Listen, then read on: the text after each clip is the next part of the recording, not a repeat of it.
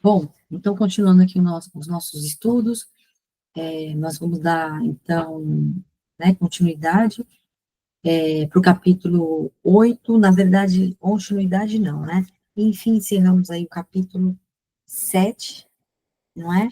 E aí a gente vai para a parte 2 do livro, onde, olhando aqui no meu livro físico, e hoje eu vou fazer de maneira diferente, porque o livro, ele é dividido em duas partes, três partes, tá? A primeira parte fala de aspectos gerais da psicopatologia. Essa segunda parte, a gente vai entrar na avaliação do paciente e funções psíquicas alteradas, tá? O capítulo que a gente vai ler é o capítulo 8, que se chama A Avaliação do Paciente, tá? Legal, interessante esse tema, hein? Vamos lá.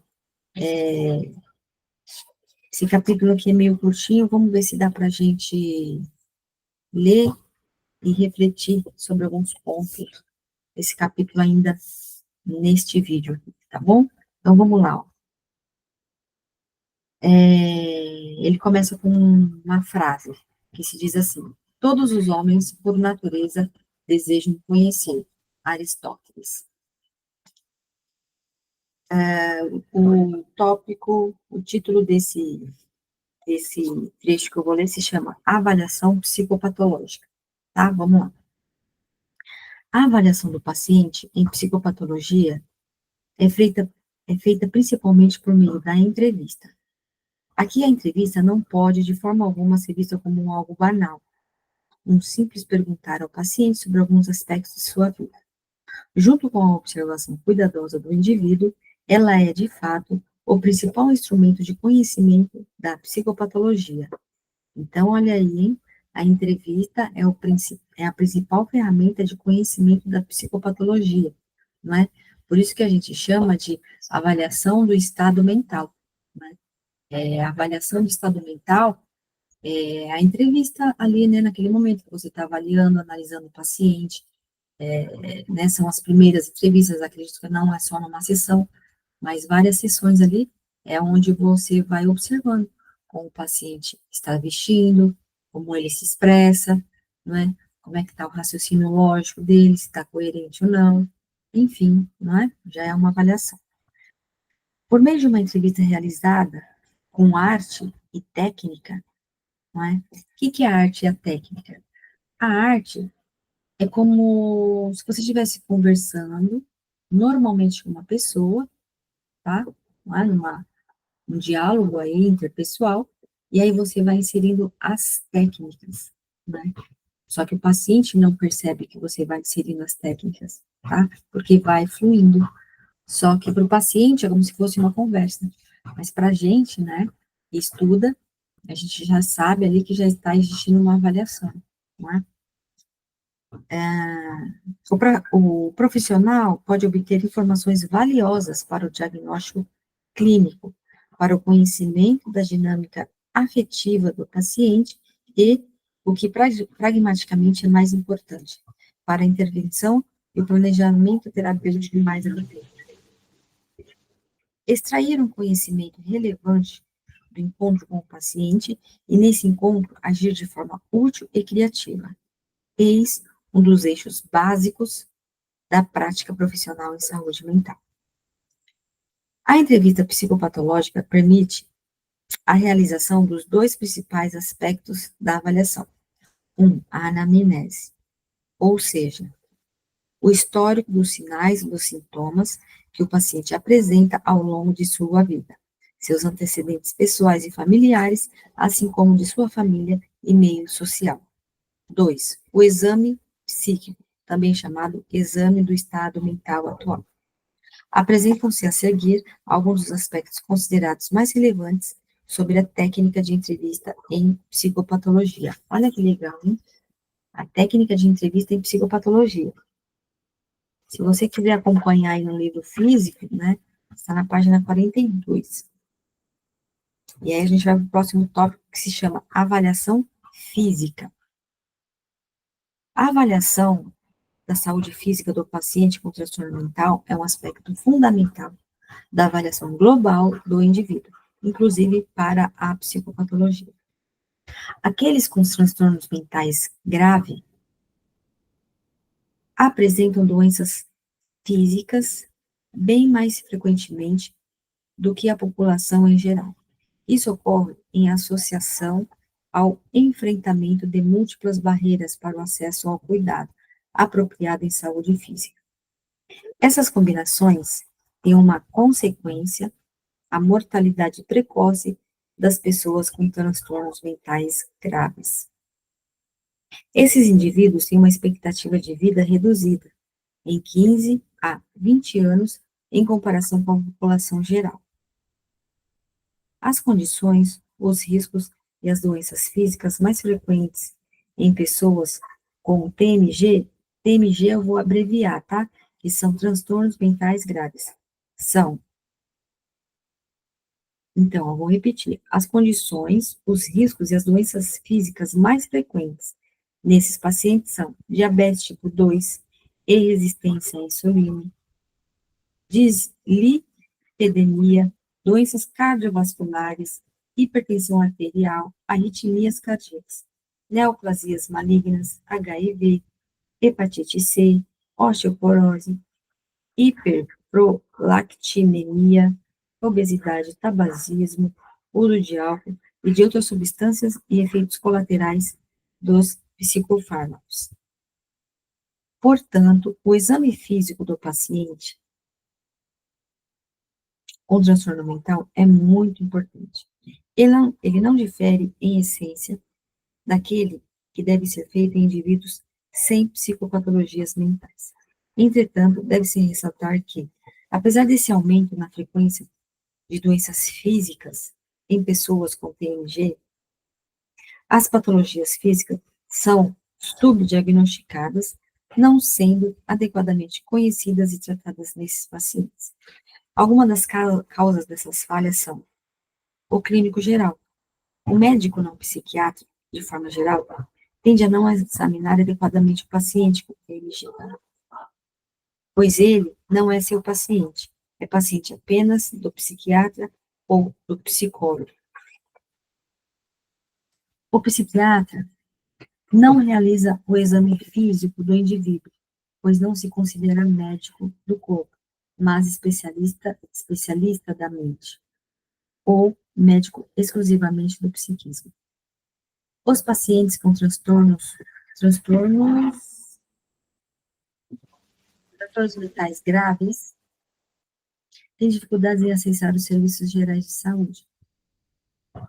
Estas podem decorrer de desorganização comportamental, dificuldades cognitivas ou inibição em decorrência de sintomas mentais, como ideias paranoides, depressão, baixa autoestima, assim como desgaste da família e, consequentemente, descuido com a saúde do familiar com TMG.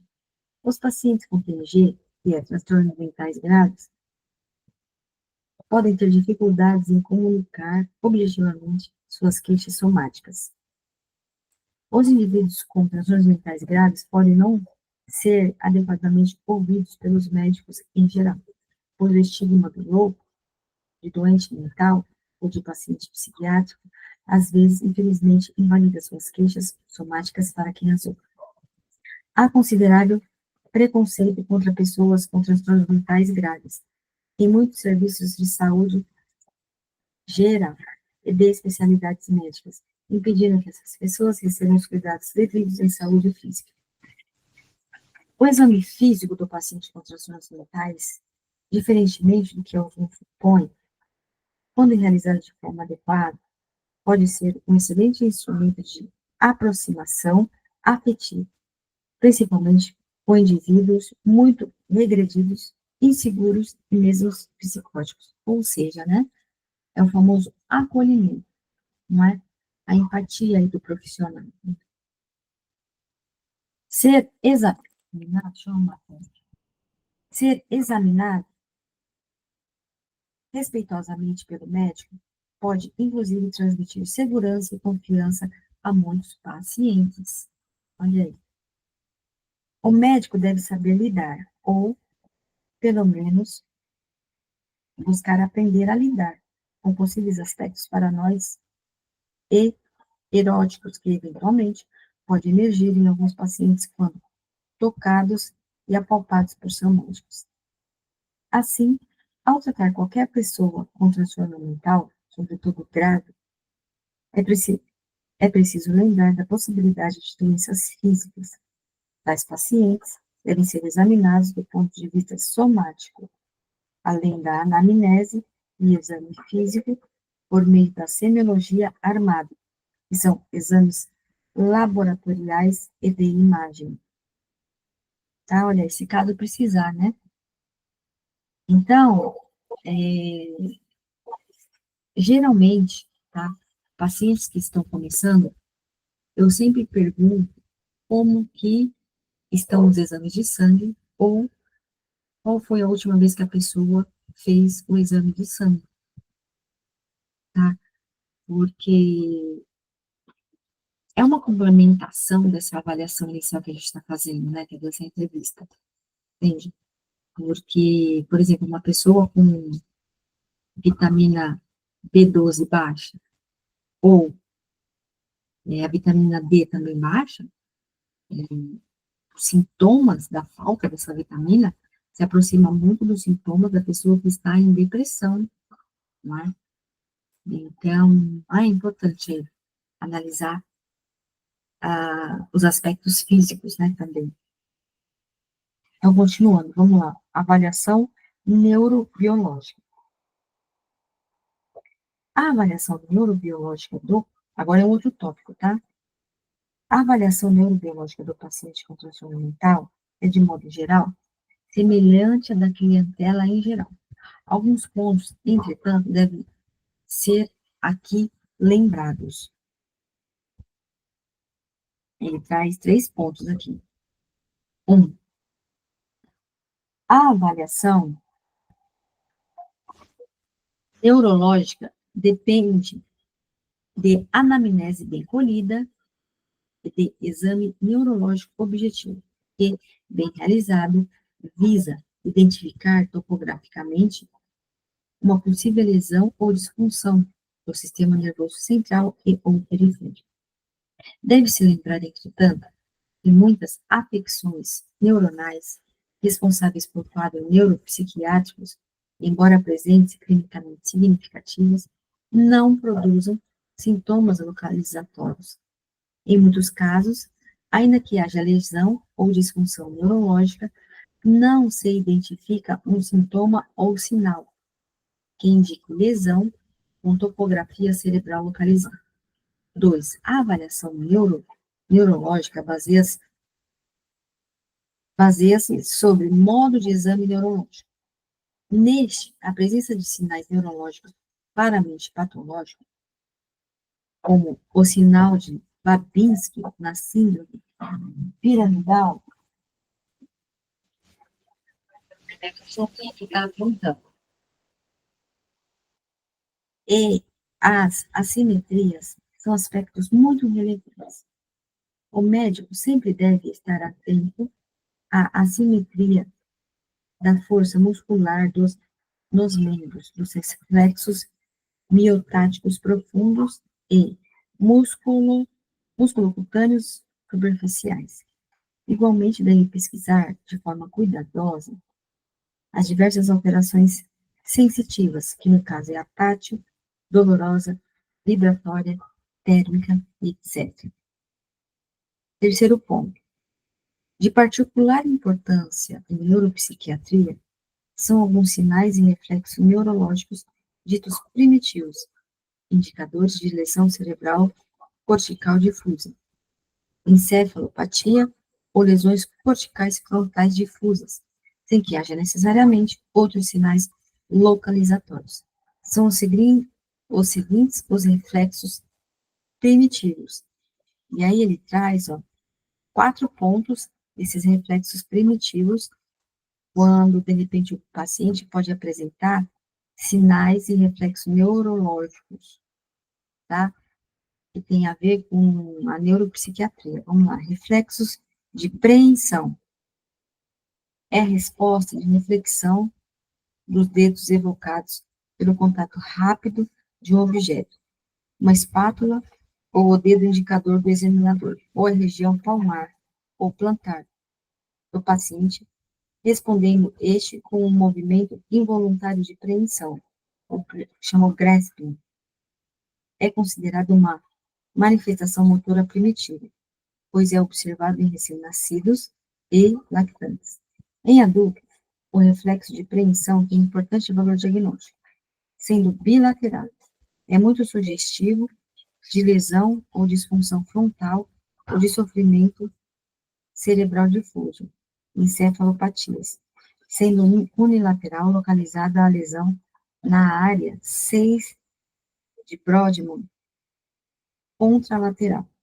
O grasping, são termos aí técnicos, né, que nem a da área da psiquiatria. O grasping é o mais significativo nos reflexos primitivos. Terceiro ponto, reflexo de sucção. Trata-se de uma resposta primitiva à estimulação da região perioral, com uma espátula, na qual há protrusão dos lábios, desvio para o lado estimulado e movimento de sucção. Esse reflexo pode ocorrer em lesões frontais, mas também em encefalopatias difusas. O próximo ponto se chama reflexo orbicular dos lábios, que fala a percussão da área acima do lábio superior na linha média pode produzir a projeção reflexa dos lábios para a frente. A compressão dessa área pode desencadear uma clara projeção dos lábios, como se o indivíduo fizesse um bico ou focinho, ou reflexo do focinho. Embora menos específicos que o greco, o reflexo de sucção, o reflexo orbicular dos lábios e o snow reflex podem ser indicativos de danos cerebrais difusos.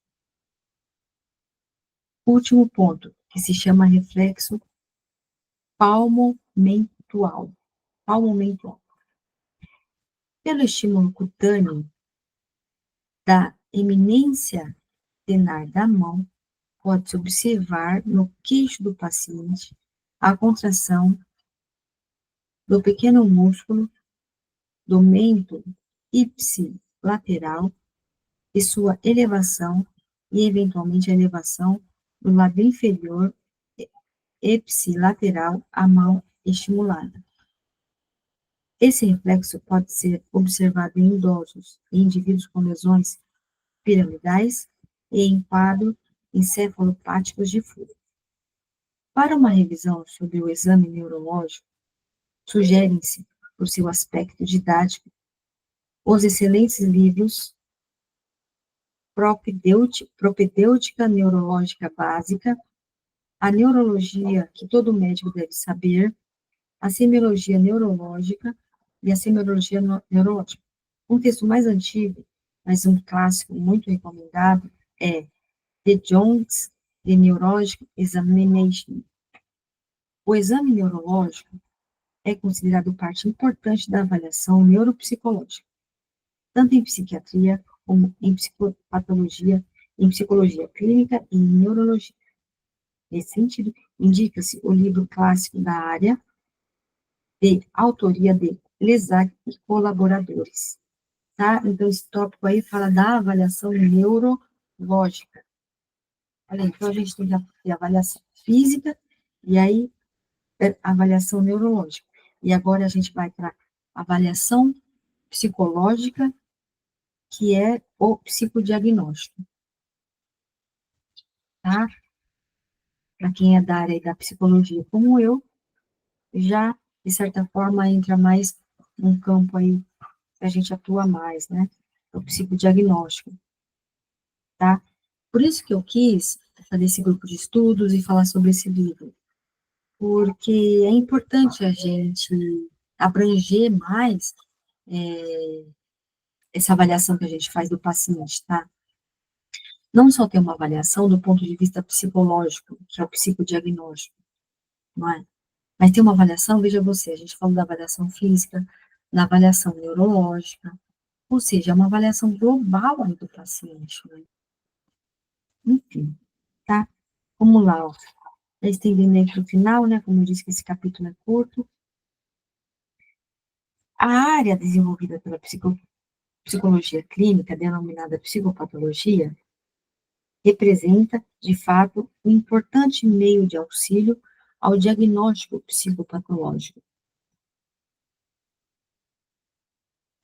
Embora haja contribuições dessa área, em quase todos os aspectos da psicopatologia, os testes de personalidade, inteligência, cognição social, atenção e memória, além dos rastreamentos, que é o screening, para organicidade, são os mais utilizados na prática clínica diária, para a revisão de testes psicológicos sobre personalidade, inteligência e cognição social, ver os capítulos respectivos. Sempre que possível, a avaliação psicológica, com os melhores instrumentos disponíveis para o psicodiagnóstico, e feita por profissionais bem capacitados, deve ser um fundamental complemento à avaliação clínica psicopatológica, tá? Essa avaliação, geralmente quem tem instrumentos, né, reais para utilizar, para ser feita essa avaliação, são os neuropsicólogos, né? Os neuropsicólogos trabalham muito com testes aí, não é para ter uma avaliação aí mais precisa, não é? Pacientes que chegam até mim, quando a gente precisa de uma avaliação mais precisa, eu recomendo que procure ou até mesmo converse com um psicólogo que seja neuropsicólogo, né? Porque aí vai ter instrumentos mais baseados em evidências, mais palpáveis, mais mensuráveis. Pronto, é isso, não é? E aí, junta ao nosso trabalho de psicólogo clínico aí, né? Enfim, essa avaliação aí do exame do estado mental, né? Juntando com a avaliação do neuropsicólogo, ajuda a se aproximar de um diagnóstico mais preciso, né? E aí, agora, por fim, ó, ele vai trazer sobre exames complementares, tá? Vamos ver o que ele vai falar dos exames complementares. Os exames complementares laboratoriais, neurofisiológicos e de neuroimagem também são um auxílio fundamental ao diagnóstico psicopatológico, particularmente na detecção de disfunções e patologias neurológicas e sistêmicas que produzem síndromes e sintomas psiquiátricos. Os exames laboratoriais de sangue, urina e fezes, assim como as biópsias e as diferentes avaliações da patologia clínica, devem ser sempre utilizados de acordo com a boa prática médica geral.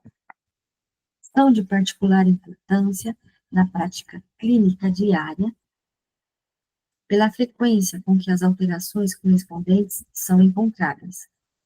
E no caso, é hemograma completo, glicemia, o hormônio tiroestimulante, que é o TSH, creatinina, dosagem de vitamina B12 e vitamina D, olha o que eu acabei de falar, né? E sorologias para luz, hepatites e HIV. A avaliação do líquido cerebrospinal é um exame relativamente barato e que fornece muitas vezes informações valiosas ao profissional.